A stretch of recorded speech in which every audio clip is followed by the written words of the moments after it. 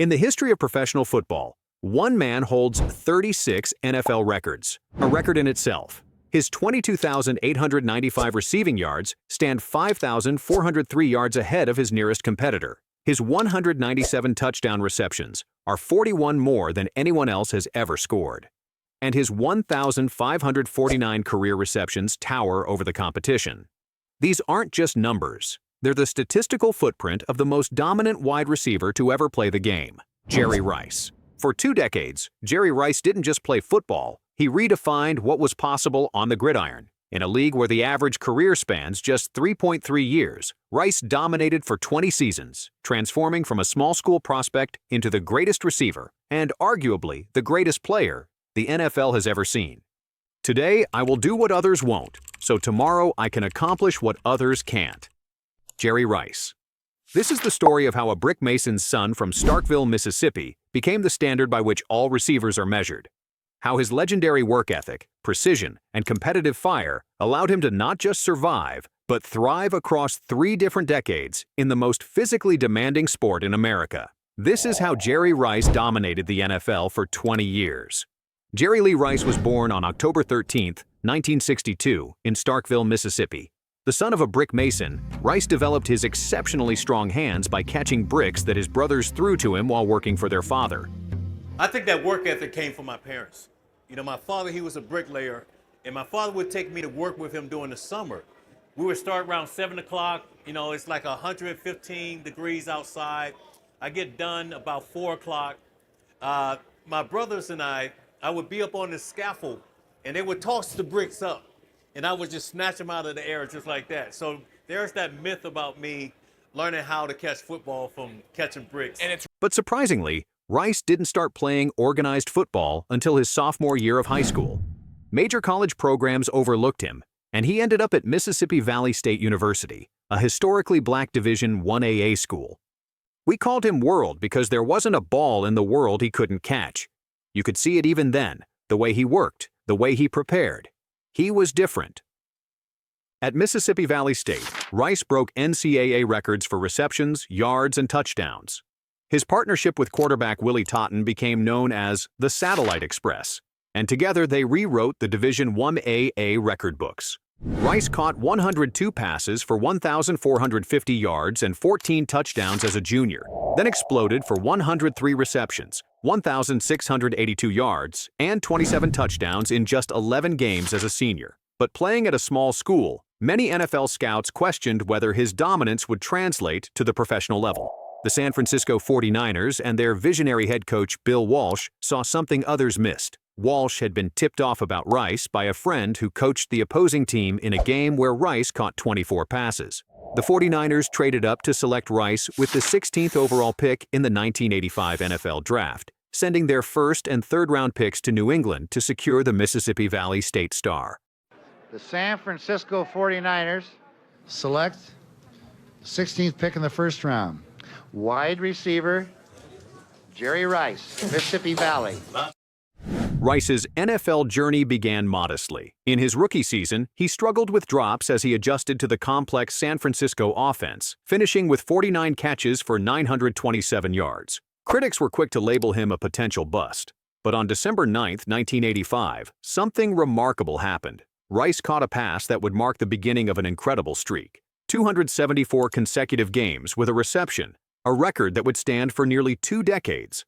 That streak is a testament to Rice's most underrated quality, his durability.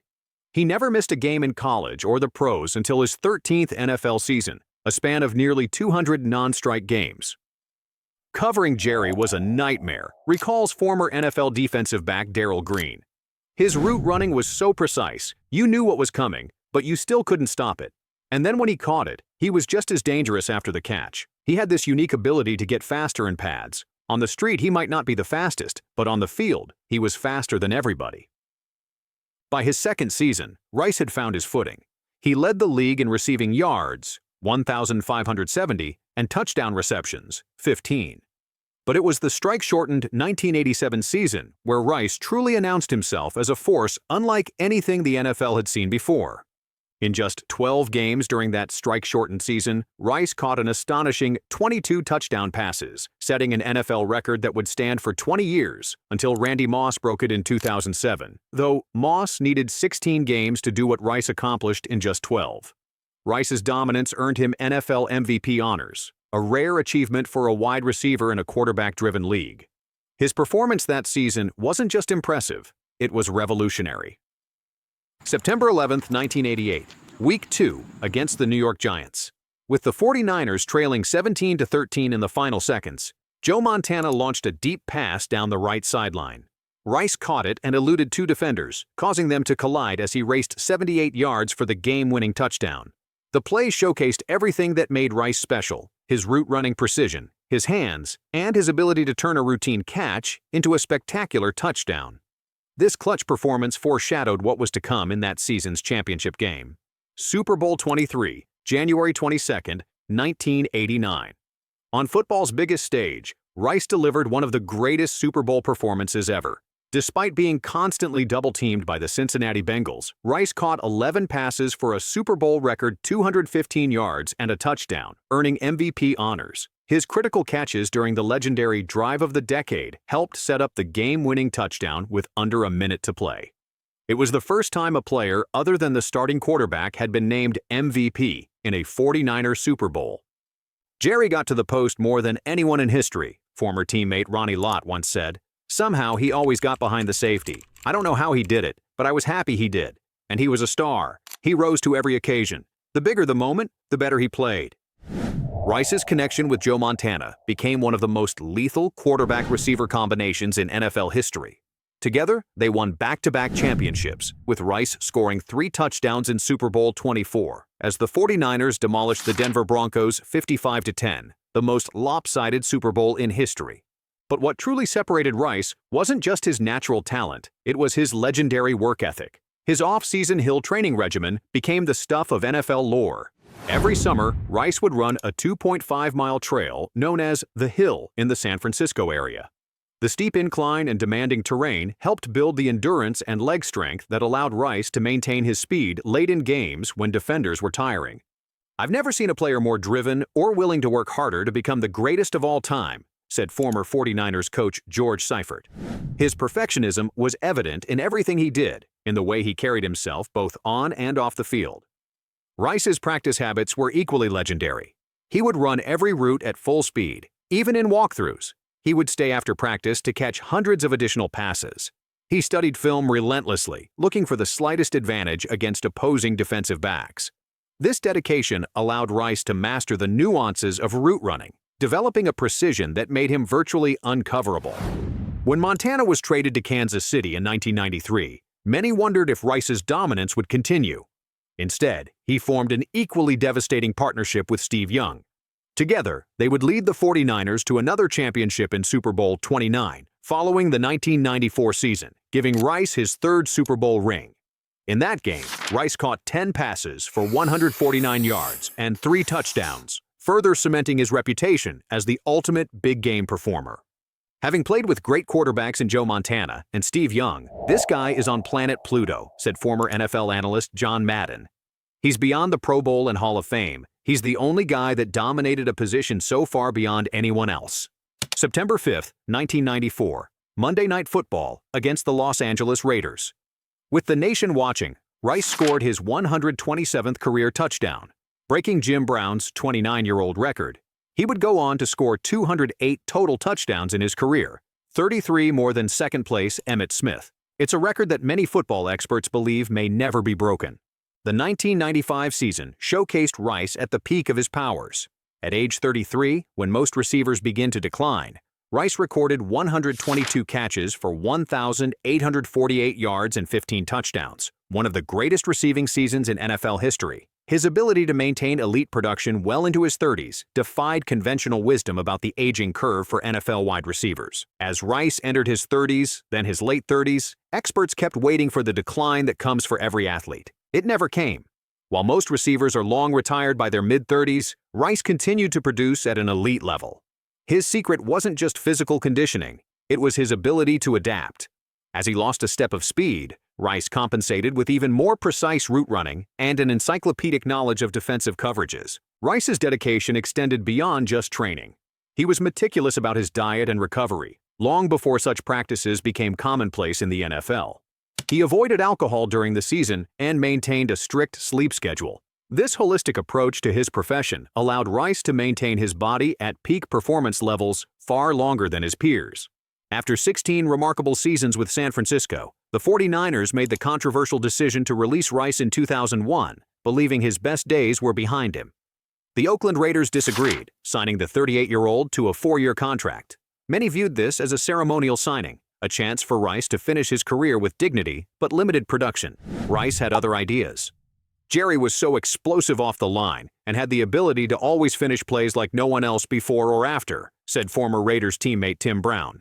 One thing he had was an insatiable appetite to get an edge and be the best.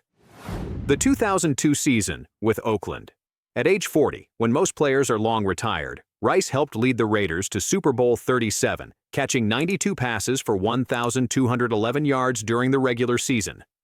Though the Raiders lost to Tampa Bay, Rice had proven once again that age was just a number to him. He became the oldest receiver in NFL history to have a 1,000-yard season, and he did it convincingly. Even in his final NFL seasons, Rice continued to set records.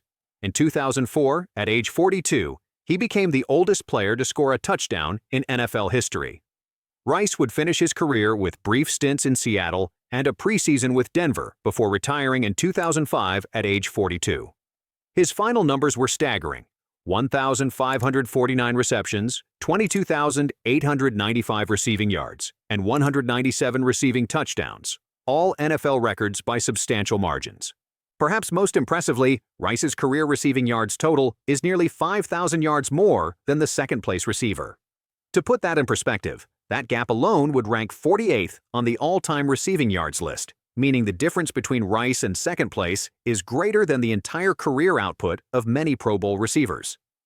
In 2010, Rice was inducted into the Pro Football Hall of Fame in his first year of eligibility, perhaps the least surprising selection in Hall of Fame history. His impact on the game extends far beyond his statistical dominance. Rice redefined the wide receiver position, elevating the standards for route running precision, work ethic, and consistency. When comparing Rice to other NFL greats, his dominance becomes even clearer.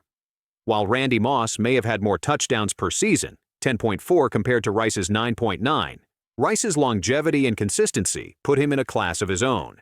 Rice averaged 77.5 receptions and 1,114.8 receiving yards per season across 20 years, production that most receivers would consider career-best seasons. Jerry wasn't just a player, he was a game-changer, says current NFL star receiver Davante Adams.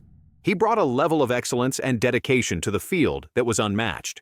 When you talk about the GOAT, Jerry Rice has to be in the conversation. What made Rice truly special wasn't just physical talent, it was his approach to the game. His route running was so precise that quarterbacks always knew exactly where he would be. His hands were so reliable that his career catch percentage of 62.4% far exceeded other elite receivers like Randy Moss at 56.4%. And his preparation was legendary, studying film, perfecting routes, and training his body to withstand the punishment of 2 decades in the NFL.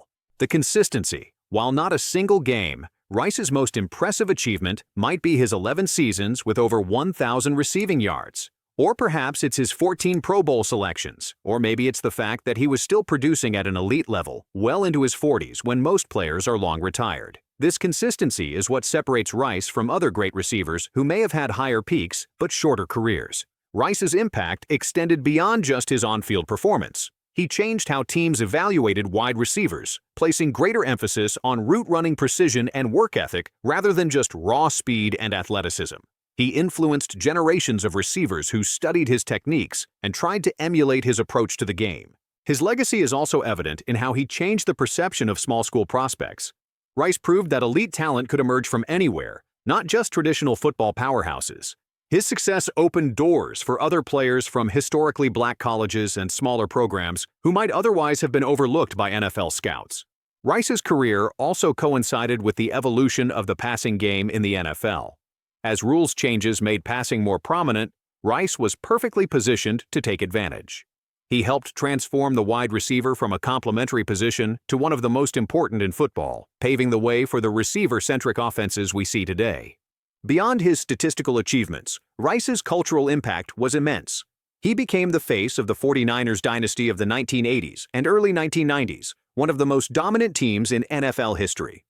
His number 80 jersey became one of the best-selling in the league, and his disciplined, professional approach made him a role model for young players. After retirement, Rice has remained connected to football as an analyst and commentator. He has also shown his versatility by competing on Dancing with the Stars and appearing in various commercials and television shows. His post-career success further demonstrates the discipline and adaptability that made him great on the field. Jerry Rice's impact on football transcends statistics, championships, and individual accolades. He didn't just play the game, he elevated it. He set a standard of excellence that inspired generations of receivers who followed. His work ethic became the benchmark against which all professional athletes are measured. In a sport defined by its physicality and brevity of careers, Rice defied time itself. He didn't just survive for 20 seasons, he dominated them. From a small school prospect to the greatest receiver in NFL history, Rice's journey embodies the very essence of what makes sports so compelling: the triumph of dedication, discipline, and determination over all obstacles. In the debate about the greatest football player of all time, one name consistently rises to the top.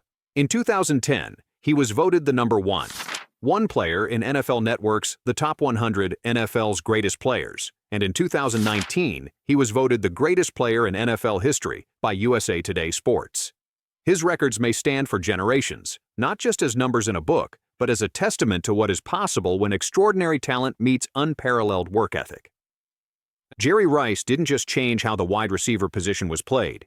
He redefined what was possible in the National Football League, and in doing so, he earned the title that few can dispute: the greatest of all time.